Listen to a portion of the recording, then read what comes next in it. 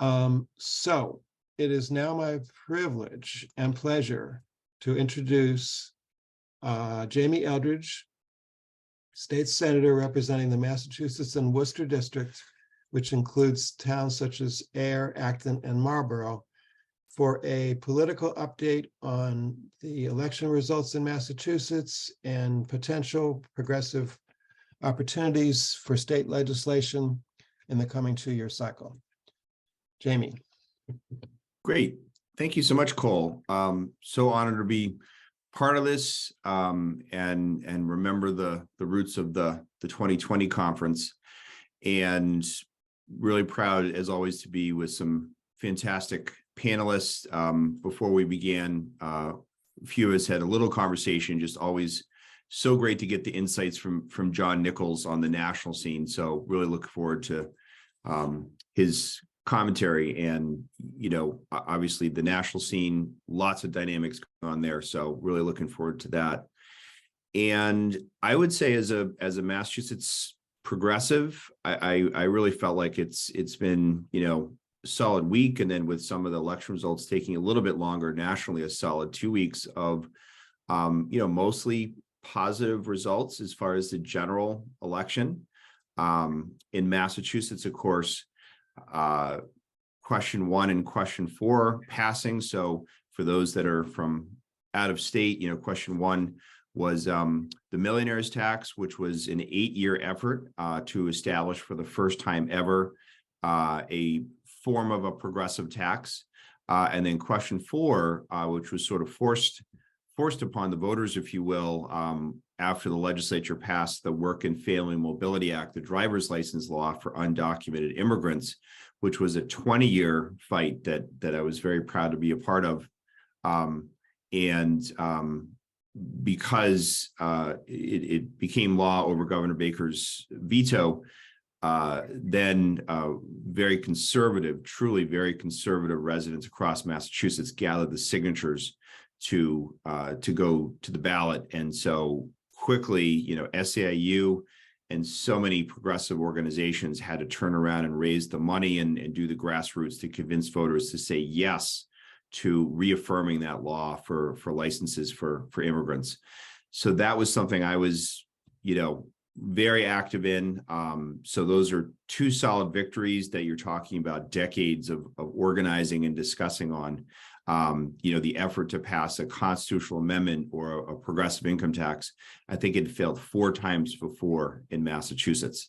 So, so very pleased with that. It would not have happened without activists across Massachusetts doing that organizing, especially when you look at how close the millionaire's tax vote was. I do think it's important to have a reflection on, messaging, the language of the ballot, because, despite the fact that most voters did, from consistent polling, say that they would support taxing those who are wealthier, it was a very close vote. And I would say the opposition, while they certainly had some money, they weren't particularly organized. So, I think that's a discussion about, do we need to have more conversations with middle of the road voters, with some working class voters, some of whom did surprisingly vote against question 1, as well as just, getting down to the details of every ballot question, because I know something that came up for a lot of middle class voters was the so-called tax on if you sold your house or business, and how that would impact paying this millionaire's tax, even if it was just once. So I just think it's important to think about all the thought and polling and organizing that goes into every single ballot question if we really want to be successful, because certainly we've had other ballot questions. I'm thinking about, all of the healthcare battles over the past 15 years where we've lost. And that brings up, something I think for, this conference, and just so happy that so many progressive organizations are part of this. It's not just Mass Peace Action. Is what is the future for Raise Up Mass? That's the coalition that, advocated for both of these ballot questions. Is that going to continue? It's mostly funded by union money. What is the plan to take on other issues? I have been consistently frustrated that we haven't made a lot of progress on healthcare since the 2006 so-called Romney Care, which obviously was not single payer, but it also wasn't even public option. So, is there the opportunity to do a ballot campaign? I think single payer is very difficult at the ballot because of the money that will be spent against it. Is there a chance for the public option, other aspects of universal health care that we should look at to get behind, recognizing that as much as I'd like to see the legislature take that on, and perhaps we have an opportunity with a Democratic governor coming in with more Healey, it's not yet clear if the legislature is really willing to take on the sort of corporate healthcare special interests to make healthcare much more accessible and much more affordable. So healthcare could be something we take up. We just had a fantastic press conference 2 days ago. So on Thursday morning with labor unions, MTA and AFT on public higher education. There's the bill Debt College, which is a bill I filed to make college and vocational school free in Massachusetts. There's the bill, the Cherish Act. With the passage of the millionaire's tax, we're going to have a lot of money to invest in public higher ed. So what is the conversation around getting there for next session in terms of investing more in public higher ed, but also, the more universal goal of debt-free college or free college. So is that a ballot question that we should pursue? So I just think it's important to reflect upon that, because I think that Raise Up Mass right now is a point where it's not clear what will be next. And I think, what we should all be so proud about is that when we have gone to the ballot with progressive legislation, whether $15 an hour minimum wage, paid sick time, or obviously the millionaire's tax or the driver's license law, we've won. So that's very encouraging. On the election scene, I think it's safe to say that for progressives, there were a lot of disappointments in the primary, in the Democratic primary.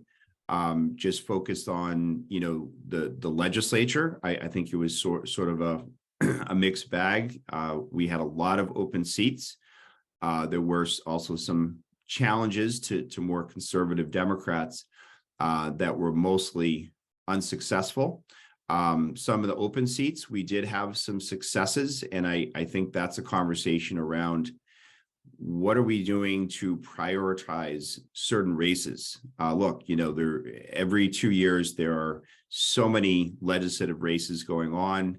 I know that we all work hard on, often our local state rep races, but is there the need to sort of bring together a table, if you will, of progressive organizations to say, these are the 20 races that we should focus on? Because there were a number of primary races where the incumbent won by a fairly small margin, where there was someone that progressive groups endorsed. So what is the dynamic of getting people from across the state to focus on a particular race? And also, and hopefully that I was elected as a clean elections candidate. I continue to advocate for public financing, but we need to make sure that progressive candidates are well funded, particularly candidates of color, particularly women that have a variety of disadvantages of raising money. Is that what are we doing to make sure that those that are coming from more working class districts, for candidates of color, for women, what are we doing to best support them? Because it has been 2 consecutive legislative cycles where a lot of great progressive candidates did not win their primary. So I think that's very important to discuss. And then just the further piece on the legislative races for the general elections is that in my opinion, was mostly positive in that because even in Massachusetts, the Republican Party continues to move to the right and really push their candidates to be to the right, or they won't be supported, or even their base won't help them in their respective districts they're running in, is that it looks like the Massachusetts House of Representatives will pick up about 4 or 5 more Democratic seats. Now, I will say the conversation for, the Democrats, for progressives, is, just adding more Democrats to the legislature, but not having them be committed to progressive issues, is something that is a consideration. It's a concern. Where do Democrats stand on a wide variety of issues, from LGBTQ rights to Roe v. Wade to progressive taxation to protecting immigrants.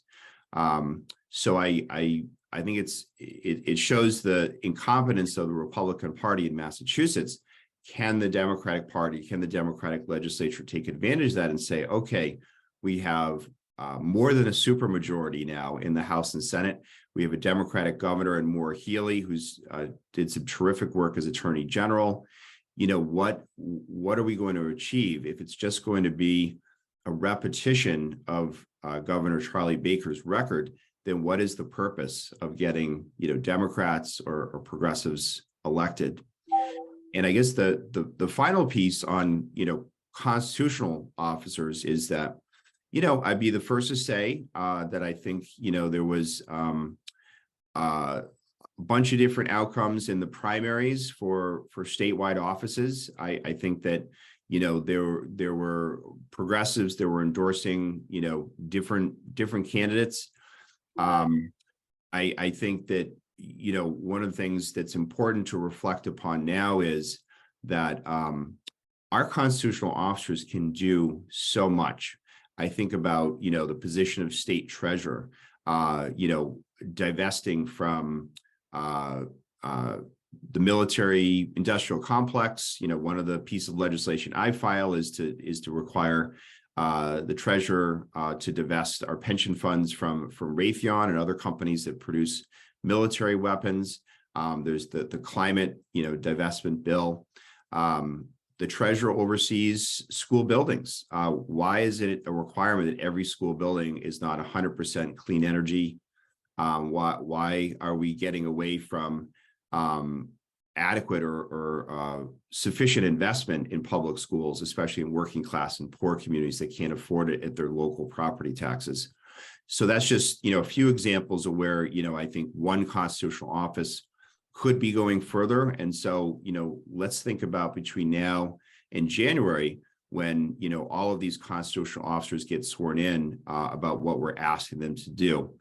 Obviously, the biggest focus is on Attorney General Healey becoming governor, Mayor Kim Driscoll becoming lieutenant governor.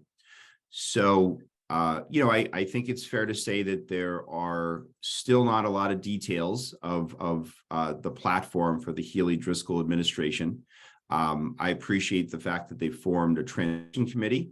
Lots of people weighing in, go to their website to weigh in with your thoughts. But I get a little bit skeptical about transition committees and what their actual product is I think it's really about progressive groups coming together and having conversations between now and January, ideally, to say, what are we going to advocate for? I mentioned earlier this very powerful press conference on Thursday morning on higher education.